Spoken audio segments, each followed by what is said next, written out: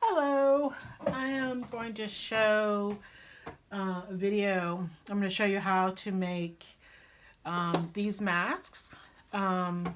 This is a mask that's pleated, and it's got two different fabrics and lots of two different fabrics, elastic ear loops, and this particular one has a filter pocket.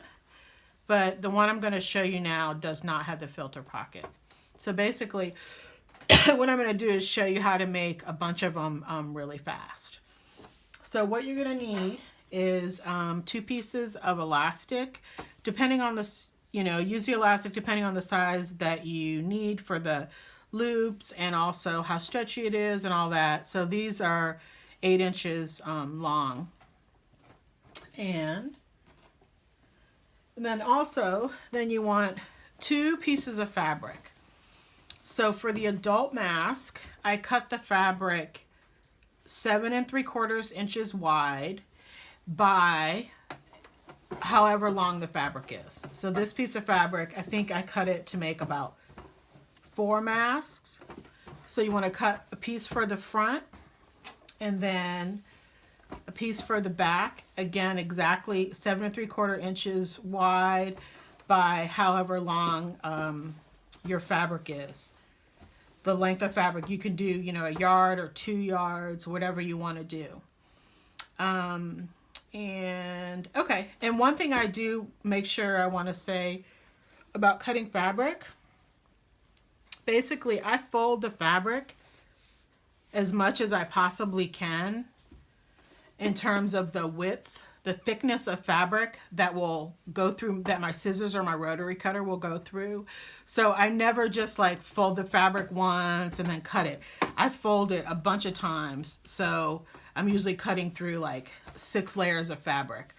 Fold everything I've got and then cut it so I can get my strips. So what you want to do is you're going to sew these 2 together, and you want to put right sides together. So this is the back, but this is the right side of the back, and this is the right side of what's going to be the front of the mask. You just put those together. I left the selvage on there. We'll see if it doesn't really matter.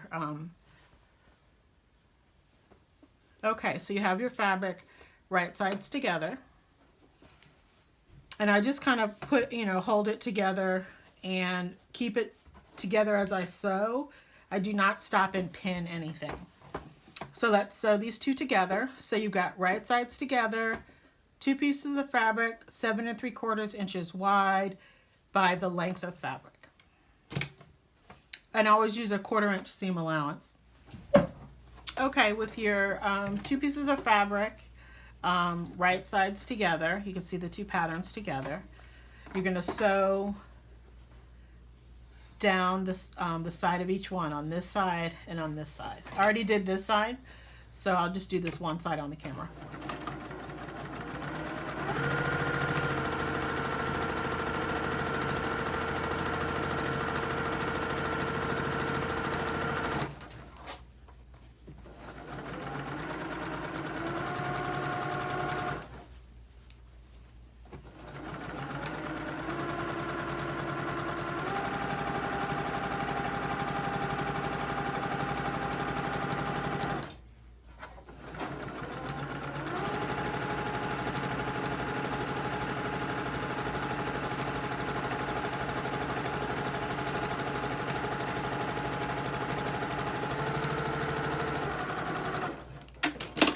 Okay, so I've got my 2 pieces of fabric, 7 3/4 by 7 each wide by length of fabric, and I've sewn them together on both sides. And now what I'm just going to do is turn this inside out. So, and this is the part where, like, if it's over a yard, it gets to be a little bit of a pain to do this, but you can do it as, with any length of fabric that you want. So basically, I'm just turning the fabrics inside out. So the outside of the mask and the inside of the mask fabric is in the right position. And then in order to keep the fabric together nicely for the mask, it's going to sew a seam down here on either side, here and here.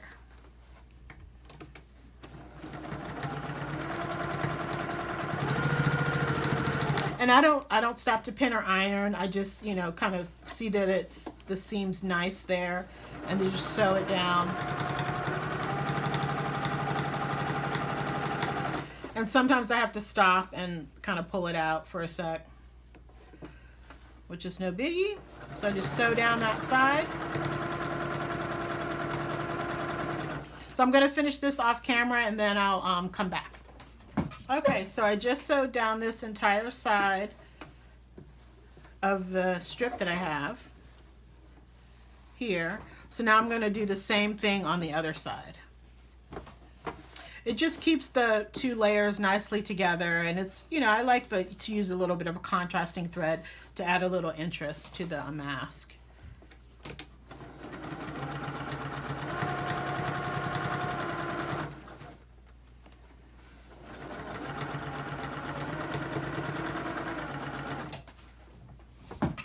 Okay, so you can see what I did. I'm sorry, my chair keeps squeaking. Once I turn the right sides out again, I just sewed down there and down there just to make a nice edge for the mask.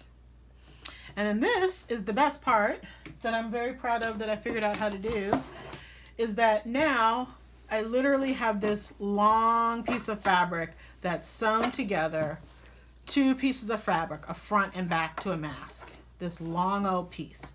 So now what I do is cut this. So I'm going to straighten out this edge because it's a little janky. And my my extension table has a tape measure on it. So now I'm going to cut this 9.5 inches. I'm going to cut a bunch that are 9.5 inches wide. So I'm just putting this on the tape measure on my extension table. So 9.5 inches. 9.5 inches. And look, you know, I don't like get crazy about using a ruler to like measure perfectly or anything. I just cut it. Okay, so what I just did was, instead of cutting a bunch of rectangles and then chain piecing them or doing whatever, I sewed this long piece of two pieces of fabric together, cleaned up the edges, and then cut them. So now I have 1, 2, 3, 4 mask like bodies for myself. And so now what I'm going to do is put the pleats in. I don't pin to put in pleats, and I don't iron either. I've found that the washing machine takes the pleats out, and the way I make my pleats, it's kind of a soft pleat on the edge. It's not a hard pleat all the way through, and it really curves around the face really nicely. I'll add some pictures with people wearing my masks. So this actually, it might seem like kind of cutting corners or something, but it actually makes for a nice fit around the face. So I just go in, I don't know, about an inch or so, 3/4 of an inch. So I'm going to stitch a little, back stitch. And then for the first one, sometimes I lift up the presser foot and just fold the fabric. And then as I go along, I just fold the fabric.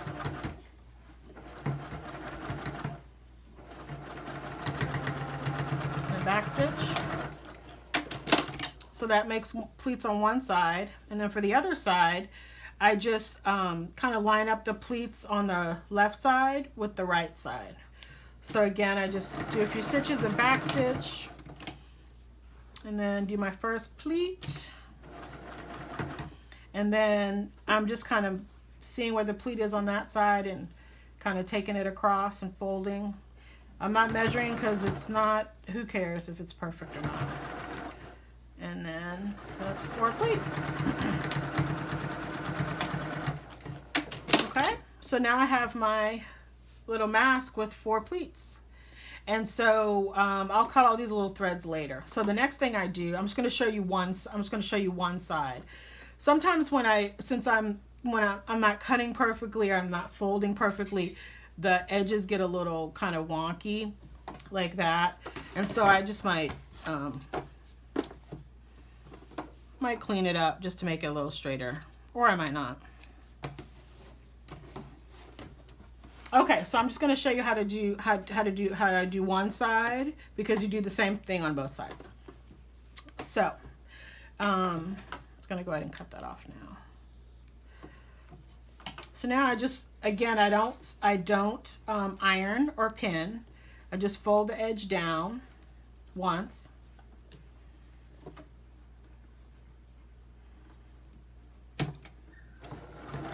Stitch, back stitch. And these curved handles, curved scissors come in really nice for folding material over and holding it. So I stitched, back stitch, and then I'm just going to stitch along this edge. And these are just really great for kind of aiming things.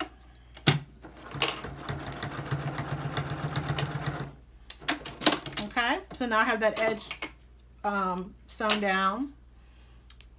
This top's not sewed down so much, so I'm going to sew that up down a little bit more. Okay, and then I take my elastic. The braided elastic is better than the woven. And then I just put it in and then fold it over. And then I just do a kind of back and forth to lock in the elastic. I'm doing stitching and then back stitching. And then turn it around. It's going to sew down here.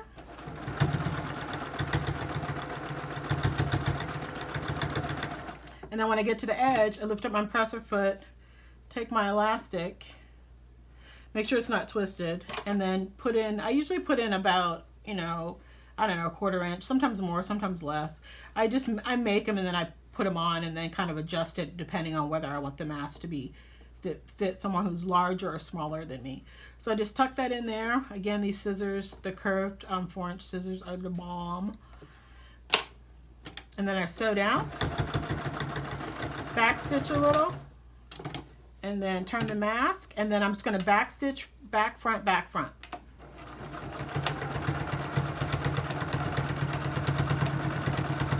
If you had a zigzag stitch, that would be perfect for this, but this is a quilting machine with only a straight stitch, so that's why I have to go back and forth, back and forth. And then that's one side, and I'll just go ahead and do the other side. So again, I have my pleats done already. I'm just folding over the edge, sewing, back stitching. And then I'm just folding over this raw edge because I don't want to sew the elastic with the raw edge because this will just unravel. But then I also don't want to stop and pin and iron. So I just sew it and hold it with my scissors.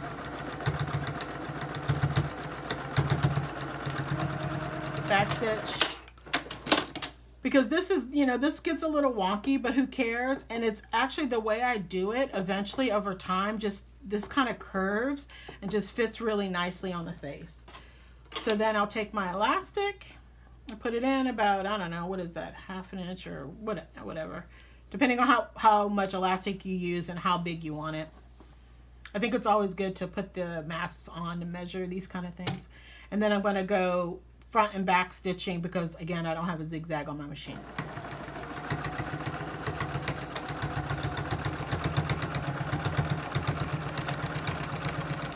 I think it's important really to go over the elastic pretty good because I wouldn't want it to pull out. So then I'm just going to lift up the presser foot, flip this around, sew down the side of the machine, sew down the side of the mask. I don't know if you can see my dogs walking around. Hi, Dazzle.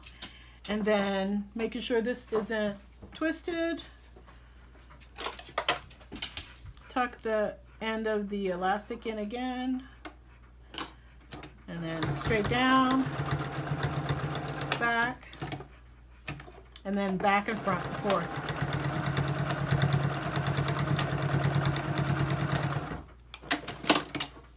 And there you have it. There is my little mask. And I'll, obviously clip all these threads. And they just tend to fit really nicely. Like over time, this just gets a curve to it that kind of tucks around the face. And they end up kind of fitting around the nose and the chin and tucking around the face really, really nicely. I've been wearing my masks, and I have a construction worker friend in New York who swears by them. My elderly aunt loves them. It's just a really simple way to make a mask that is pretty quick and it fits really nicely. So there's the front and there's the back. I just have to trim my little threads. Okay.